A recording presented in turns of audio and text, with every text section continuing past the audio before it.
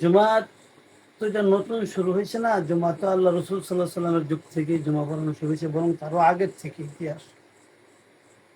তো জুমার ব্যাপারে জুমার যে খুতবা, আসলে হলো খুতবা জিনিসটা নিয়ে হলো প্রথম প্রশ্ন।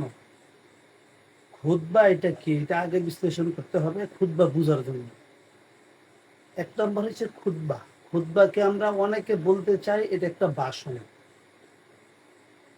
ভাষণ যদি বলা হয় তাহলে এটা ওয়াজের কাতারে চলে যায়, ওয়াজ নসিহতের কাতারে চলে যায়। কিন্তু খুতবা এটা ওয়াজ নসিহত না, এটা স্বতন্ত্র একটা এবাদত।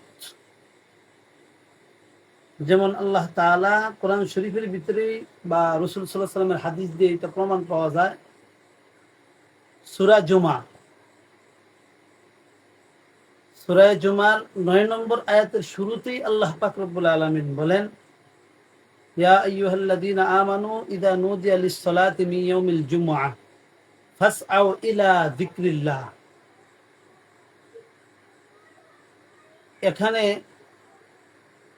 ইমানদারদেরকে আল্লাহ পাক রব্বুল আলামিন বলেন, হে ইমানদারেরা, যখন জুমার দিন নামাজের জন্য আজান দেওয়া হয় তখন তোমরা তড়িৎ গতিতে জিকিরের দিকে, আল্লাহর জিকিরের দিকে তড়িৎ গতিতে দৌড়াও। তো এই যে জিকির শব্দটা, এখানে আল্লাহ তাআলা জুমার খুতবাকে জিকির শব্দ দিয়ে বুঝাইছেন।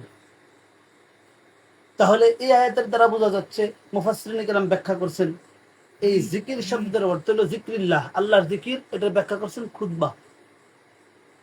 তো এই খুতবা যদি জিকির হয়ে থাকে তাহলে জিকির এটা স্বতন্ত্র একটা আবাদত। যেমনি ভাবে সুবহানাল্লাহ এটা জিকির, আলহামদুলিল্লাহ জিকির, লা ইলাহা ইল্লাল্লাহ, আল্লাহু আকবার, এই প্রত্যেকটা আলাদা আলাদা জিকির। সুবহানাল্লাহ যেরকম জিকির, আলহামদুলিল্লাহ যেরকম জিকির, আল্লাহু আকবার যেরকম জিকির, ঠিক খুতবাটাও একটা জিকির।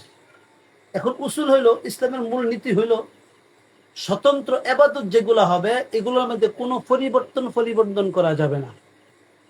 নবী আলাইহিস সালাতু ওয়াস সালাম থেকে যেটা যেইভাবে করা হয়েছে ঠিক সেইভাবেই করতে হবে।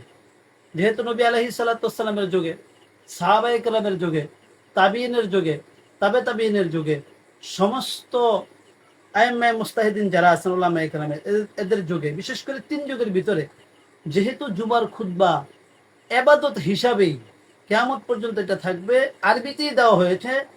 যেমনি ভাবে সুবহানাল্লাহ বাংলায় পড়লে সওয়াব হবে না, আদায় হবে না, আলহামদুলিল্লাহ বাংলায় পড়লে আদায় হবে না, লা ইলাহা ইল্লাল্লাহ বাংলায় পড়লে আদায় হবে না, আল্লাহু আকবার বাংলায় পড়লে আদায় হবে না, ঠিক তেমনি ভাবে খুতবাটাও আরবিতেই পড়তে হবে। আরবির বাহিরে অন্য কোনো ভাষায় করতে গেলে আদায় হবে না।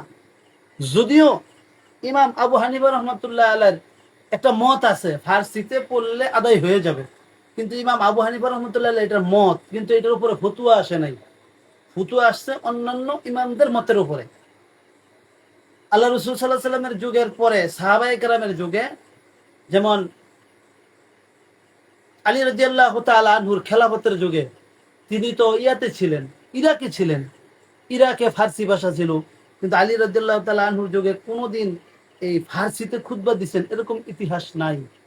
বরং পৃথিবীতে কোনো ব্যক্তি এখনো পর্যন্ত একটা ন্যূনতম ইতিহাস দেখাতে পারবে না, কোন সাহাবায়ে কেরাম, তাবিঈন, তাবিঈন, আইম্মায়ে মুজতাহিদিন কেউ বাংলায় বা অন্য কোনো ভাষায় খুতবা দিয়েছেন এরকম ইতিহাস নাই। মত থাকতে পারে, মত এক জিনিস, ফতুয়া আরেক জিনিস। মত দিতে পারে কিন্তু ফতুয়া আরেক জিনিস, ফতুয়া এটার উপরে আসে নাই। আরেকটা কথা হলো, যেহেতু খুতবাটা জিকির, আর আরবিতে ওয়াজকে বলা হয় তাসকির, যেটাকে যারা বাংলায় খুতবার দাবি চাইছে, দাবি করতেছে, তারা খুতবাকে ভাষণ মানে ওয়াজ হিসাবে তারা দেখতে চায়, ওয়াজ হিসাবে তারা ঘোষণা দিয়েছেন। খুতবা তো ওয়াজ না, ওয়াজ স্বতন্ত্র আবাদত না। আর খুতবা এটা জুমার জন্য শর্ত, ওয়াজ জুমার জন্য কোনোদিন শর্ত হয় না, কারণ ওয়াজ ভিন্ন জিনিস। আর খুতবা, জুমার খুতবাটা শুক্রবার দিন হতে হয়, এটা দিন নির্দিষ্ট। জুমার খুতবা কোনোদিন শনিবারে দেওয়া যায় না, ওয়াজ শনিবারে করা যায়, রবিবারে করা যায়। জুমার খুতবাটা এই জোহরের নামাজের অক্ত আসলে দিতে হয়। ওয়াজ তো আসরের পরেও করা যায়, অন্য টাইমেও করা যায়, যে কোনো মুহূর্তে করা যায়। তাহলে যারা নাকি এই খুতবাকে ওয়াজ বলে, আমি ছোট্ট পরিসরে বলবো, তারা যদিও বড় বড় আলেম হিসাবে দাবি করে, তারা যদিও বড় বড় আল্লামা দাবি করে, আমি বলবো এরা আল্লামা জাহেল। এরা কোরআন হাদিস বুঝতে তাদের একটু ইয়া আছে। এই জন্য বলবো যে জুমার খুতবা যেহেতু ওয়াজ না, ওয়াজের সাথে আমরা শর্ত হয়ে গেলাম যে এটা ওয়াজ না, এটা হলো একটা ইবাদত। যেমনি ভাবে আজান, আজান যদিও আমরা বলি এটা এলান, নামাজের জন্য এলান ডাকা, কিন্তু আজান তো একটা ইবাদত, সুন্নতে মুআক্কাদা, এটা স্বতন্ত্র একটা ইবাদত। সুতরাং পৃথিবীর কোনো ব্যক্তি যদি দাবি করে যে আজানটা আরবিতে না হইয়া বাংলায় হোক, এই দাবি যেরকম নাকি অহেতুক, ঠিক তেমনি ভাবে খুতবাকে যদি কোনো ব্যক্তি আরবি ছাড়া অন্য কোনো ভাষায় দিতে চেষ্টা করে, তার এই দাবিটাও সম্পূর্ণ অহেতুক। এটা আমি বলবো স্বল্প জ্ঞানের পরিচয়, অল্প বিদ্যার পরিচয়। এই জন্য এই খুতবার ব্যাপারে, এবার খুতবা যে জিকির, এটা শুধু কোরআন শরীফের একটা আয়াত দলিল। আরেকটা দলিল হইল বুখারী শরীফের হাদিস, বুখারীর হাদিস, বুখারীর 881 নম্বর হাদিস। এই হাদিসে লম্বা একটা হাদিস, জুমার দিনের ফজিলতের একটা হাদিস। কি হাদিস? জুমার দিন যেই ব্যক্তি প্রথম মসজিদে ঢুকবে, ওই ব্যক্তি একটা উট কুরবানির সওয়াব দেওয়া হবে। যেই ব্যক্তি দ্বিতীয় পর্যায়ে ঢুকবে, দ্বিতীয় মানে 2 নম্বরে ঢুকবে, দ্বিতীয় শ্রেণীতে ঢুকবে, সে একটা গরু কুরবানির সওয়াব দেওয়া হবে। যে 3 নম্বরে ঢুকবে, সে একটা এই শিংওয়ালা এই বকরি কুরবানি দেওয়ার সওয়াব পাবে। যে ব্যক্তি 4র্থ পর্যায়ে ঢুকবে, সে একটা মুরগি কুরবানির সওয়াব পাবে। যে 5ম পর্যায়ে ঢুকবে, সে একটা ডিম দান করার সওয়াব পাবে। এই হাদিস।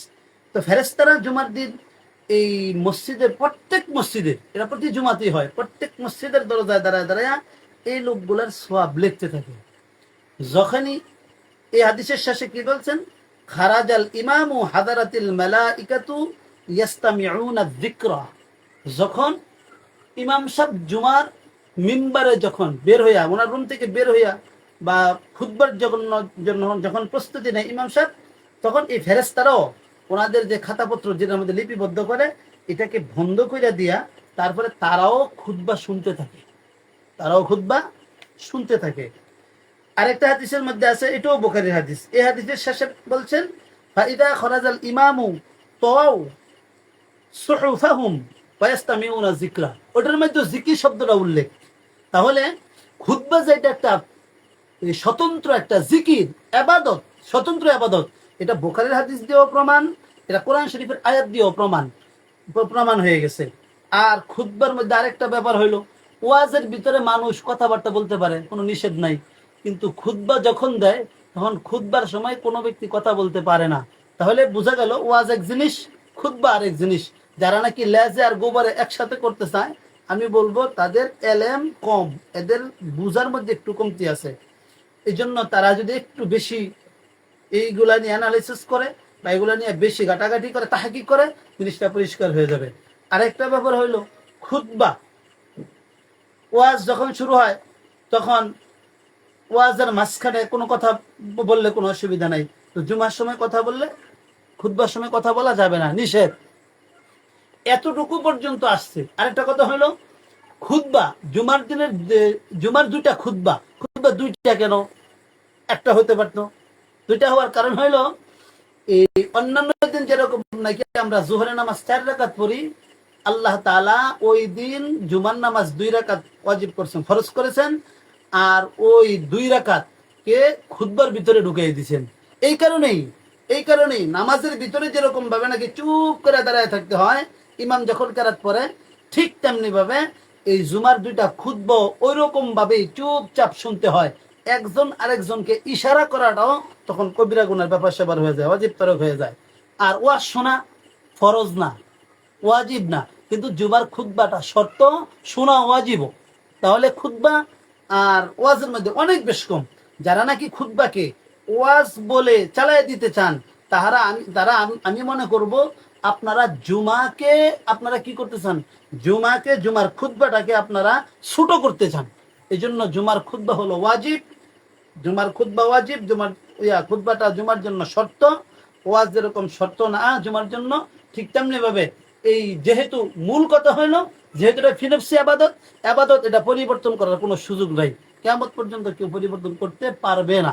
এই জন্য জুমার খুতবা বাংলায় কোনো সাহাবায়ে কেরাম দেন নাই, কোনো সময়ও দেন নাই। আমি তো কিয়ামতের আগের দিন পর্যন্ত চ্যালেঞ্জ করব, একটা চ্যালেঞ্জ করে যাব যে কিয়ামতের আগের দিন পর্যন্ত সময় দিলাম, যারা নাকি খুতবা যুগ উপযোগী বিভিন্ন ভাষায় করবার চান, তারা একটু সাহাবায়ে কেরাম, তাবিন, তাবিন এই তিন যুগ থেকে একটু দলিল দেন, কোন একজন সাহাবা, কোন একজন তাবিন, কোন একজন তাবিন, এদের মধ্যে কেউ কোনো দিন কোনো জায়গায় কোনো খুতবা অন্য ভাষায় দিচ্ছেন কিনা। যদি দেন আমরা সাদরে গ্রহণ করে নেব, আর যদি তারা না দিয়ে থাকেন তাহলে তাদের উপরে মাতাব্বরি করার মতো কেউ দুঃসাহস করবেন না। আল্লাহ আমাকে এবং সবাইকে এই জিনিসটা বুঝার জন্য তৌফিক দান করেন।